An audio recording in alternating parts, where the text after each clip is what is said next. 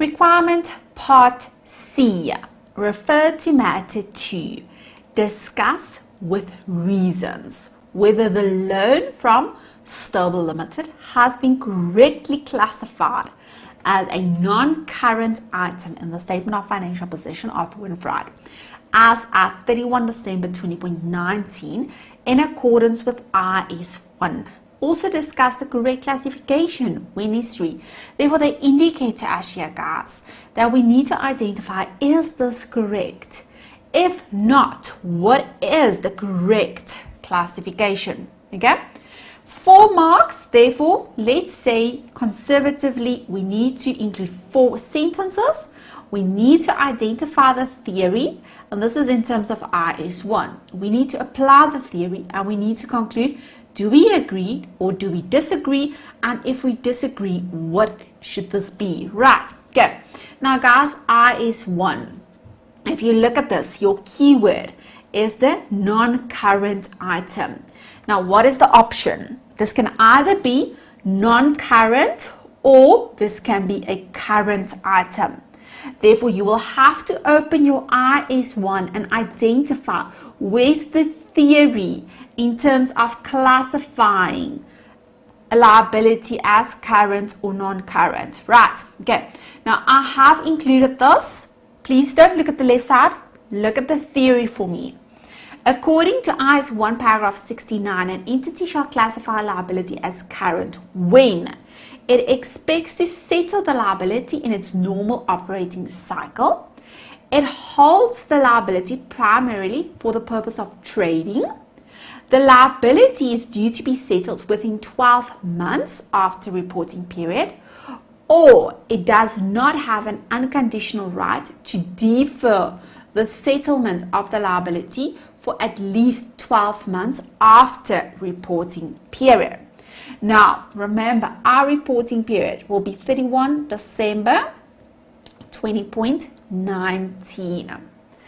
Additionally, in terms of IS 1 paragraph 72, an entity classifies its financial liabilities as current when they are due to be settled within 12 months after reporting period, even if the original term was for a period longer than 12 months and an agreement to refinance or to reschedule payments on a long-term basis is completed after reporting period, but before the financial statements are authorized. Right, look at this.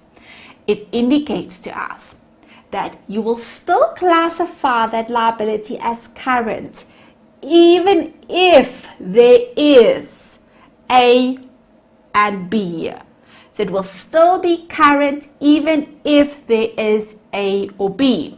Okay, now let's have a look at the scenario. Our scenario, when you look at the left side. Now work with me here, guys. Okay, I want to move this up a little bit. Okay, when you look at the information provided, liabilities, non-current liabilities, long-term borrowings, they indicate to us, and we're going to read this again. On 1 June 2019, Winfried obtained a loan of 65 million from Stable for the construction of a large technologically advanced warehouse.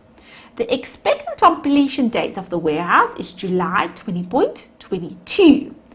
As per the agreement with the bank, Winfried will only start repaying the loan after completion of the project. Therefore, Winfried will only start repaying the loan after July 2022. Okay?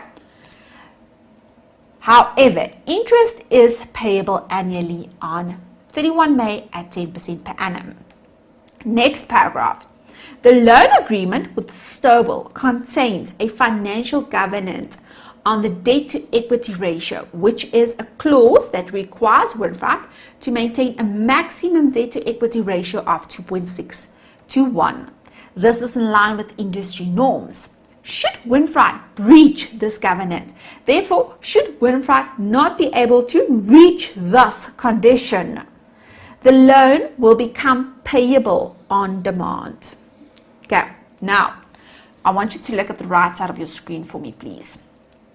if we talk about a financial covenant, we need to ensure that we understand what this is first. This is a condition set on a loan or bond that requires the borrower to fulfill certain conditions. Therefore, in this scenario, the condition is that the debt to equity ratio should be 2.6 to 1. If they do not meet this, they will have to pay the amount on demand immediately, now. You with me?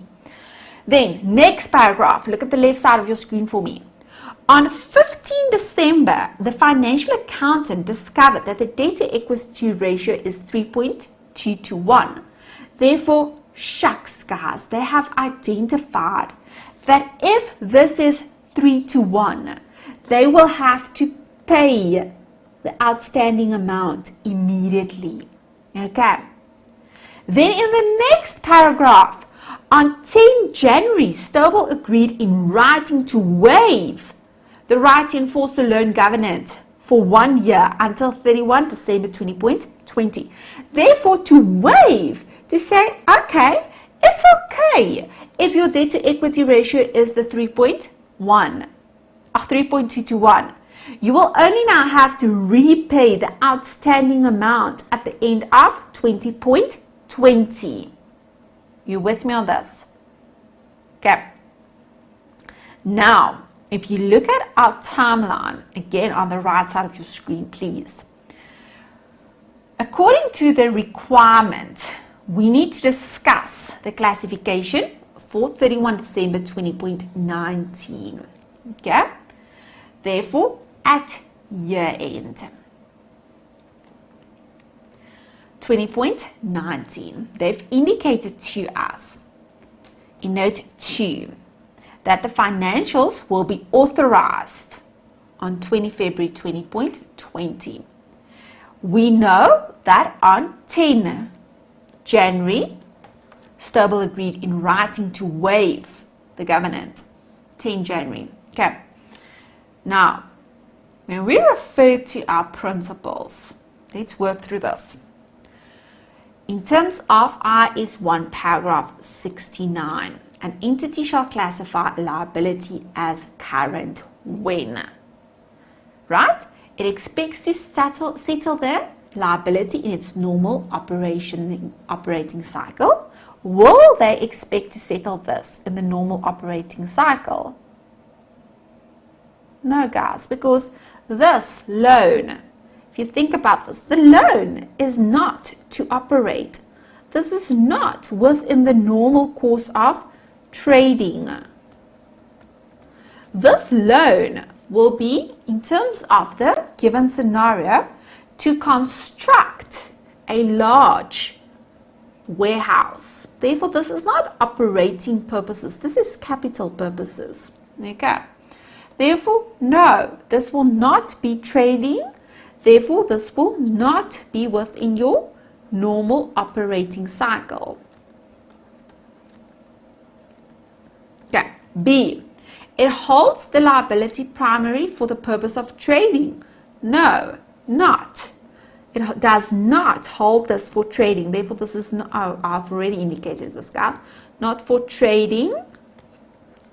C, the liability is due to be settled within 12 months after reporting period. Definitely not, guys. The liability will only be settled July, if you look at the information provided, July 20.22 thereafter. Okay? Therefore, this will only be settled after July 20.22. And then D, it does not have an unconditional right to defer the settlement of the liability for at least 12 months after the reporting period. There is no right. There is a condition on that payment. There's a condition on the payment. Therefore, there's no right to be able to do this. Now, we took this one step further. In IS 1 paragraph 74, it indicates to us that when an entity breaches a provision of a long-term arrangement on or before the end of the reporting period, with the effect that the liability becomes payable on demand, it classifies the liability as current, even if the lender agreed after reporting period and before authorization of the financial statements for issue not to demand payment as a consequence of the breach. Guys, look at this. This paragraph indicates to us that we have identified that our entity did not comply with a condition. Therefore, our entity had the 3.21 debt to equity ratio, therefore did not comply. Therefore, the money had to be paid on demand. But then the lender came and said, you know what? We will waive this condition and you will have to only pay this at the end of 20.20. Okay? But the standard states that if this happened between the reporting date, which is 31 December, and the date when the financials were authorized, therefore the 10th of January in this scenario, you with me? That this liability will still be a current liability. Okay, guys, with me? Even if they have provided a grace period. Again, now the way that I see this, guys, I think this is a little bit complicated. The way that I see this is at year end, 31 December 2019. Technically speaking, guys, they still have that condition at year end. They still have the condition that they will have to repay the amount. Actually, immediately, guys, at 31 December. But now, the lender indicated to them that they will have a grace period until 31 December 20.20. Therefore, they will have a period until 31 December 20.20. And this will be within 12 months. And this is why I will classify this as a current liability. Because if you look at what happened, they have already not met the condition 3.2 versus the 2.6. Okay. Guys, when you look at the solution, there is sufficient marks available.